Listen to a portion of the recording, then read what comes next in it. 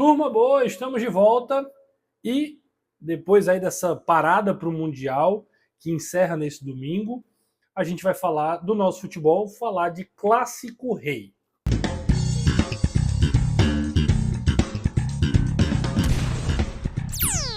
É sobre isso que a gente vai conversar e aqui de uma maneira maior, talvez, e sem aquela sistematização dos 3 pontos que eu gosto de fazer no pós-jogo. Inclusive, já deixo o convite para você que está vendo esse vídeo, vai ter pós-jogo do Clássico Rei.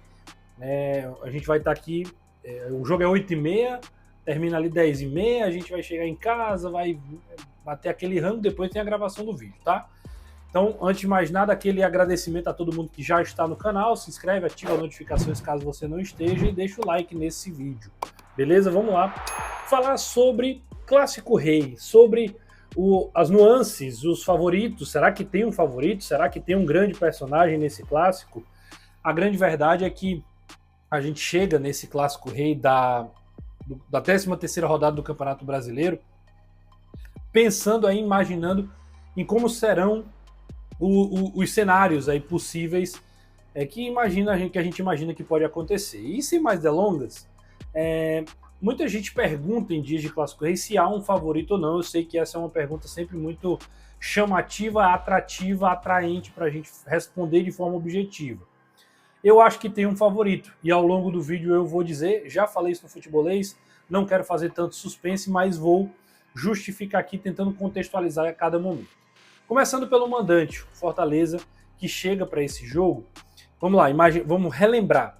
É um time que vem muito pressionado, né, para o Mundial ali depois de uma derrota para o Santos, um 3-2, ele vai buscar o resultado, depois toma o 3-2, está perdendo por 2-0. É o mesmo time que perde goleada para o Flamengo no Maracanã, um 5-0, até irresponsável do Vojvoda no segundo tempo, quando ele, ao invés de estancar a sangria, ele bota o time para frente e acaba expondo, abrindo ainda mais a sua defesa. É o mesmo time que perde para o Cruzeiro de uma forma vexatória na Arena Castelão, isso sem contar a eliminação para o Retrô na Copa do Brasil e as partidas anteriores, mais para trás ali, derrota nas finais do estadual, derrota e empate, também na Copa do Nordeste, um time que perde para Souza Altos, agora é eliminado para o Bahia, enfim. Pausa para o Mundial, volta, perde para o Bahia, como eu acabei de dizer.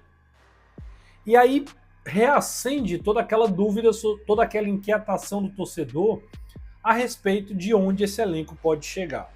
A manutenção do Vojvoda é um sinal de credibilidade, mesmo em meio à crise, mesmo em meio à pressão. Uma coisa é preciso ser dita, ninguém se esquivou de dizer que o Fortaleza vive de fato uma crise, um momento ruim, né, que está deixando de ser só um momento. A gente já desenha aí para entender que a temporada inteira do Fortaleza não é boa. Qual foi o jogo que o Fortaleza fez uma grande partida na temporada? Talvez a gente vá ter dificuldade. Assim, ele pode ter jogado bem em fragmentos de alguns jogos, mas se a gente for olhar o todo, não dá para descrever qual foi aquele grande jogo do Fortaleza. E aí, mantém-se o Vojvoda e reforça o elenco. Fortaleza trouxe aí o Rodrigo, que já jogou alguns minutos contra o Flamengo, e agora ele volta e já joga contra o Bahia, entra lá já na reta final do jogo ali, substituindo outro estreante, o Matheus Pereira, que veio do futebol espanhol, veio do Eibar da segunda divisão. E para o Clássico Rei tem mais uma novidade, né? O Adam Barreiro não pode jogar, não foi regularizado, mas o Tuco Herrera, o ponta, que joga naturalmente pelo lado esquerdo, é um canhoto que joga pelo lado esquerdo, mas que também pode pintar do lado direito, o lado que o Vojvoda tem Marinho e Pikachu. Do lado esquerdo tem Breno Lopes e Moisés ainda machucado. O Tuco pode jogar nas duas, fazer as duas funções ali, e se o Vojvoda quiser ainda, ele ainda pode circular por dentro, dependendo da configuração. Nesse aspecto, semelhante ao que fez o Machuca, a que o Vojvoda fez com o Machuca, de jogar ele por dentro, apesar de ser um ponto. É o suficiente para o Fortaleza dar uma resposta?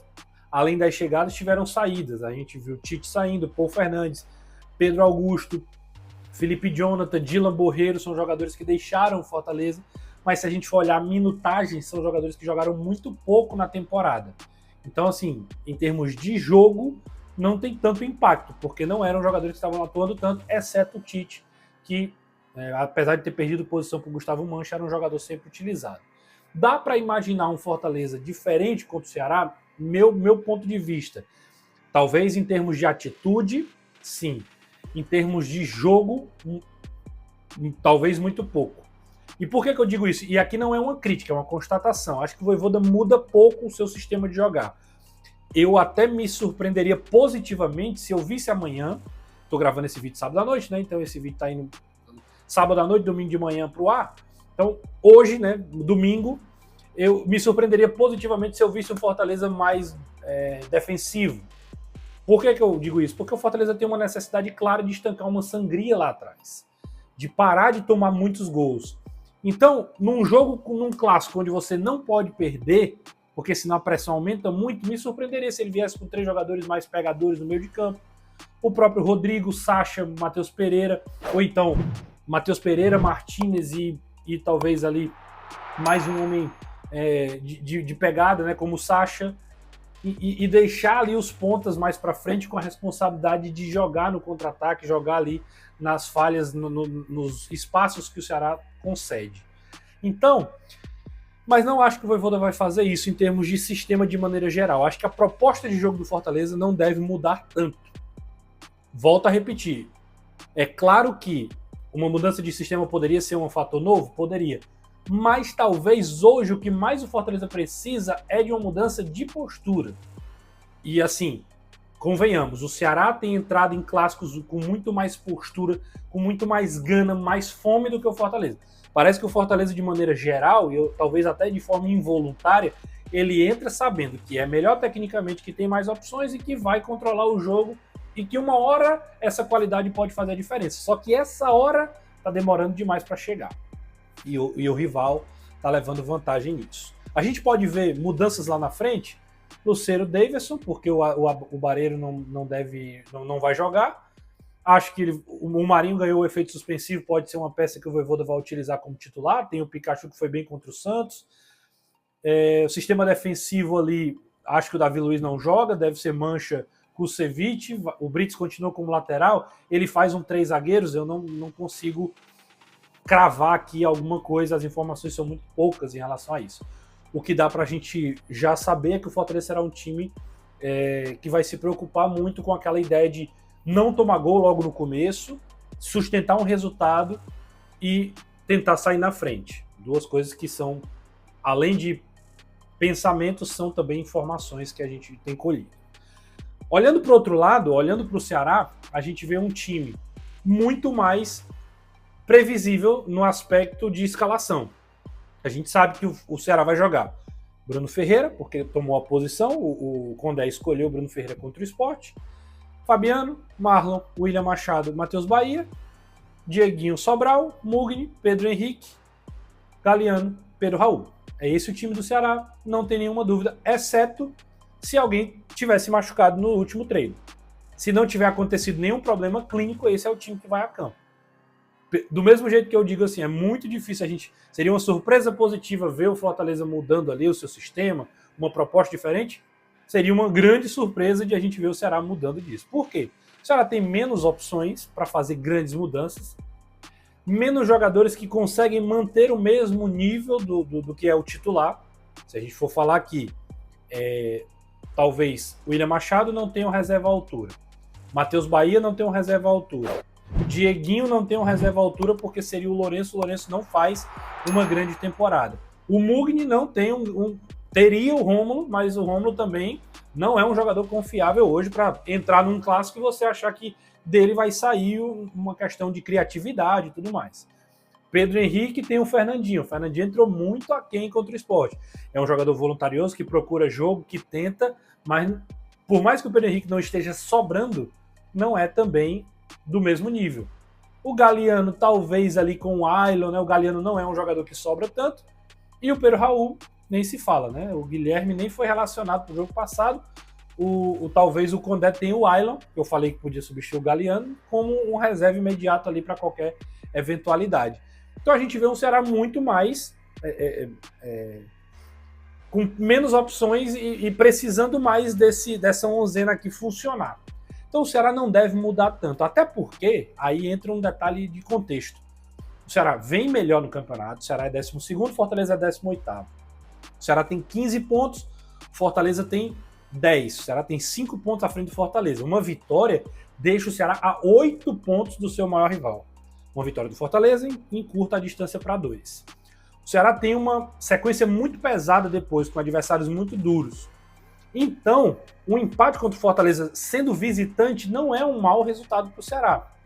Além disso, por esse contexto do campeonato, eu imagino que o Fortaleza, apesar de não poder perder, ele também não pode deixar de tentar ganhar com ímpeto. O Ceará também vai tentar ganhar? Vai, claro. Mas eu acho que vai chegar. Se tiver um 0-0 ali, o Ceará vai cozinhar mais o jogo, até pelas trocas que vai fazer ao longo do jogo. Pelo menos esse é o desenho que eu imagino. E aqui eu estou desconsiderando expulsão, desconsiderando, né, mudanças que comprometem totalmente o andamento de um jogo natural, de um jogo normal. Então, o Ceará está mais perto de gostar do empate do que o Fortaleza. Ok, eu acho que esse é meu pensamento. Você concorda com isso? Eu, particularmente, acho que é dessa forma.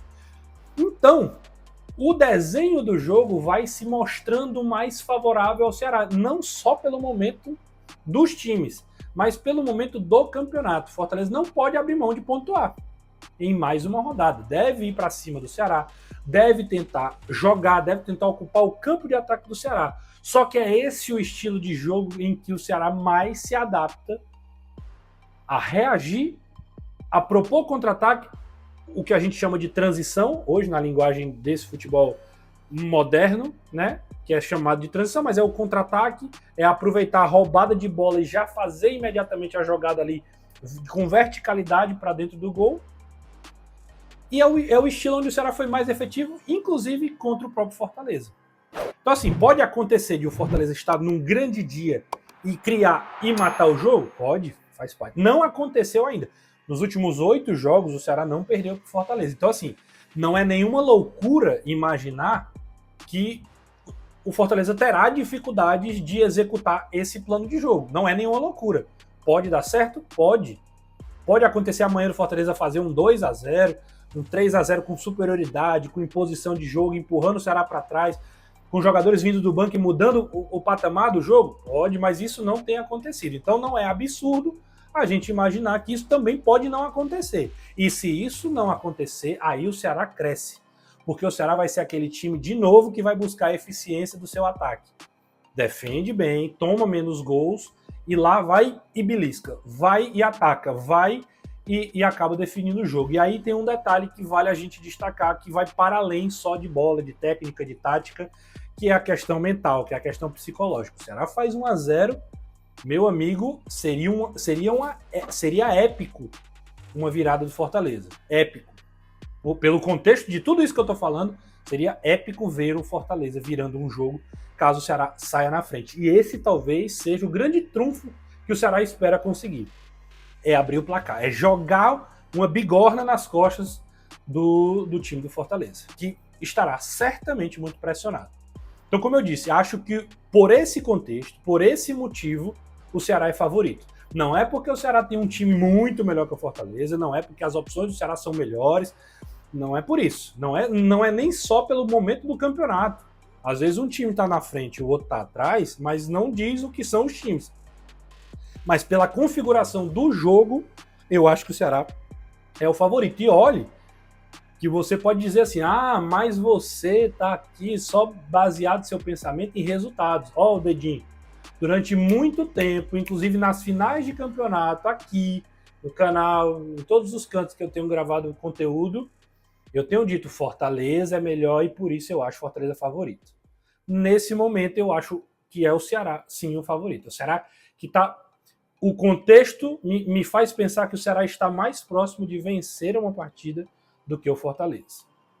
A gente vê, por exemplo, um Ceará que não joga tão bem contra o Sport, não toma gol, vai para os pênaltis e ganha. O Fortaleza que faz um jogo até melhor do que o que ele tinha feito contra outros times, contra o Bahia, fora de casa, num ambiente muito difícil que é a Arena Fonte Nova, e ele perde o jogo.